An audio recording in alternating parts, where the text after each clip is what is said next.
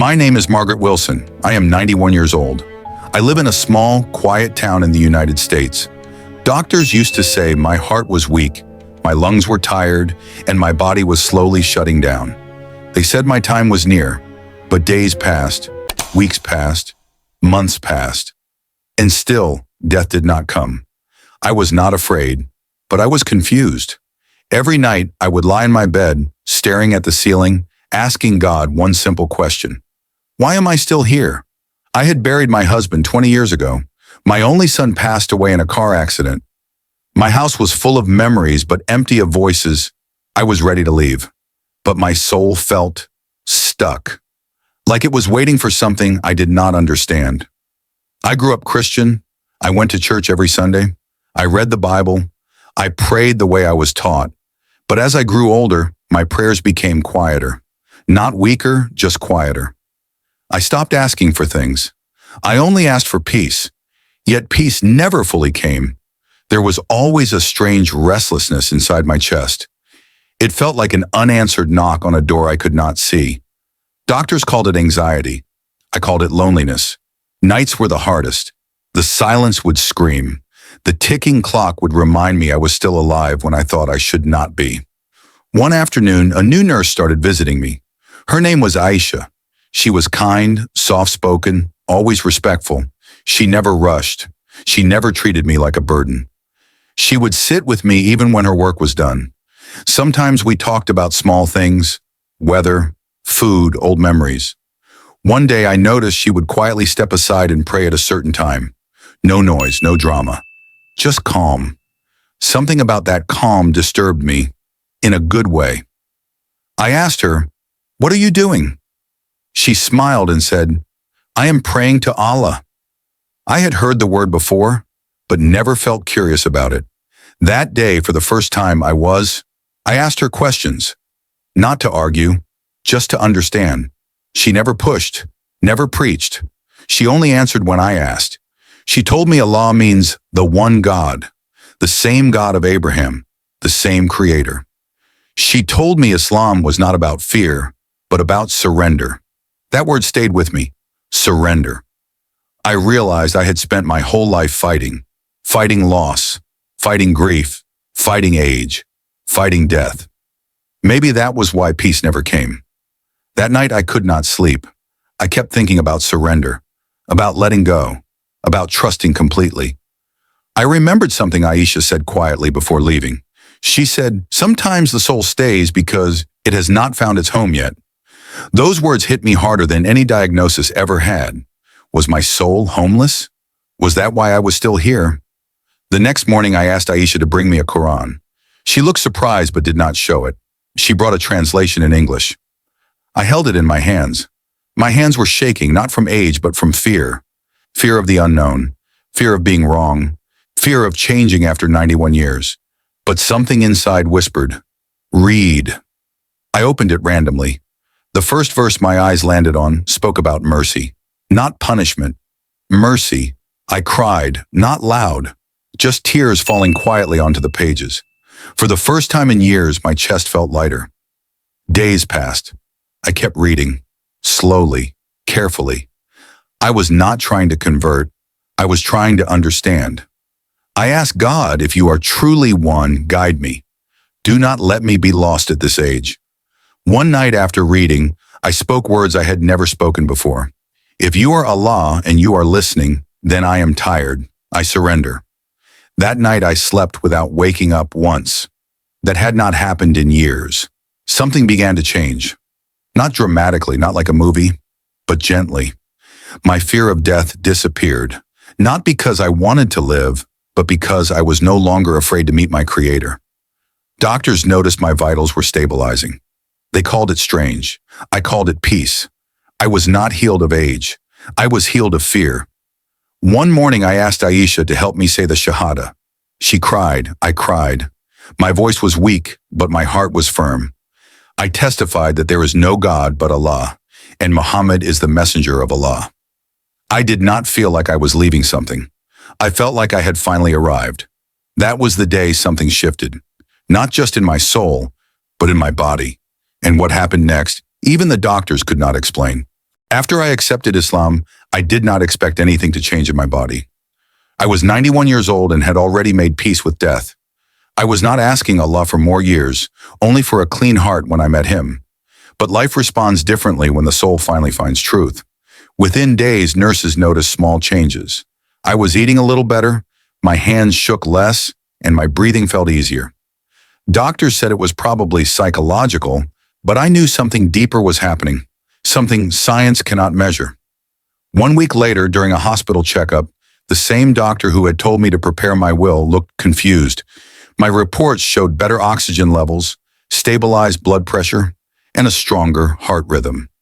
He did not call it a miracle, but his silence said enough. That night, I sat alone on the prayer mat Aisha had brought me. I could not stand, so I prayed sitting, slowly and carefully, speaking to Allah as if He had always known me. I spoke of my husband, my son, my years of loneliness, and my tiredness from pretending to be strong. For the first time, I did not feel like I was talking to the ceiling. I felt heard. People think miracles are dramatic, but mine was quiet. It was waking up without fear, smiling without forcing it, no longer counting days until death. I asked why Allah kept me alive when I was ready to go, and slowly I understood. Maybe my story was not finished. Aisha suggested gently that I could help others who felt as alone as I once did. I laughed. How could a 91-year-old woman on the internet make a difference? But then I remembered my own loneliness and realized that age does not cancel purpose. Sometimes it arrives late, but it arrives strong.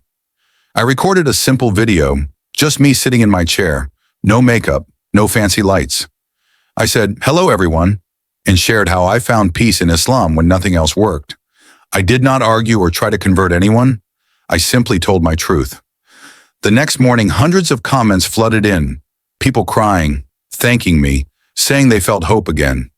Months passed, and my health remained stable, surprising the doctors. Islam had not made me immortal. It made me ready. When fear leaves the heart, the body often follows. One comment stayed with me. If Allah waited 91 years for you, maybe He is waiting for me too.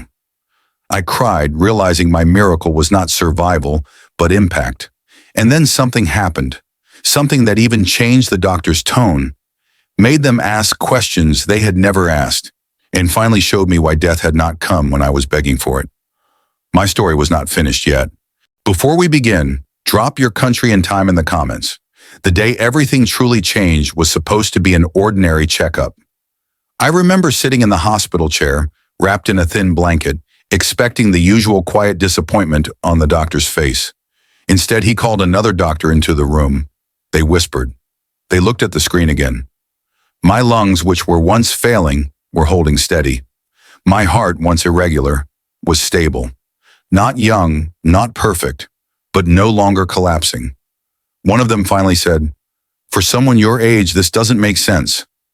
I smiled softly. I did not feel the need to explain Allah to them. Faith does not demand proof, and miracles do not beg for approval. I simply said, "I found peace." That answer made them uncomfortable, but it was the only honest one.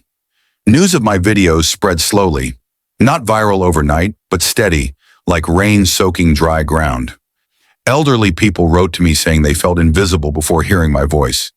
Young people said they sent my video to their grandparents. Some Christians wrote respectfully, saying they did not agree, but they felt my sincerity. Muslims thanked Allah in the comments for guiding me so late yet so beautifully. I learned something important then. Truth does not need to be loud. It only needs to be real. Physically, my body remained fragile. I did not suddenly walk without support or throw away my medications. Islam did not turn me into a superhero. It turned me into someone unafraid of weakness, and that acceptance gave my body room to breathe. Doctors often say stress kills faster than illness. When fear left me, something inside unclenched. I began to gain weight slowly. My appetite returned. My sleep improved. Each small improvement felt like a quiet gift, not a demand. One afternoon, a chaplain visited me. He asked politely about my faith change. I told him calmly that I did not leave God. I found Him. He listened. He did not argue. When he left, he said something unexpected. "You seem settled." That word followed me for days. Settled. Like a traveler who finally stopped running, I continued making videos, always seated on the same chair, same simple sweater, same soft lamp behind me. No acting, no exaggeration. I spoke about surrender, about loneliness, about how death stopped chasing me once I stopped running from God. People asked if I was afraid of dying as a Muslim after being Christian for so long. I answered honestly, I am afraid of meeting God with pride. I am not afraid of meeting him with humility. That clip reached thousands. Doctors stopped predicting my death date. They stopped using timelines. They started using words like monitor and wait. Waiting was something I had done my whole life, but now waiting felt different. It felt purposeful. I understood then that Allah did not delay my death because my body deserved more time. He delayed it because my soul needed truth, and maybe others needed my voice. One night while praying, I felt something I had never felt before. Not excitement, not fear. Gratitude so heavy it felt like weight on my chest. I thanked Allah not for extending my life, but for correcting it. If I had died before Islam, my life would have been long, but unfinished. Now, even if death came tomorrow, my story had meaning. And then something happened that made me realize this was never about surviving illness at 91. It was about showing the world that guidance does not expire with age, that Allah's door does not close because hair turns white, that even when the body is tired, the soul can still wake up. And that realization prepared me for the final chapter of my journey, where life, death, and purpose finally met.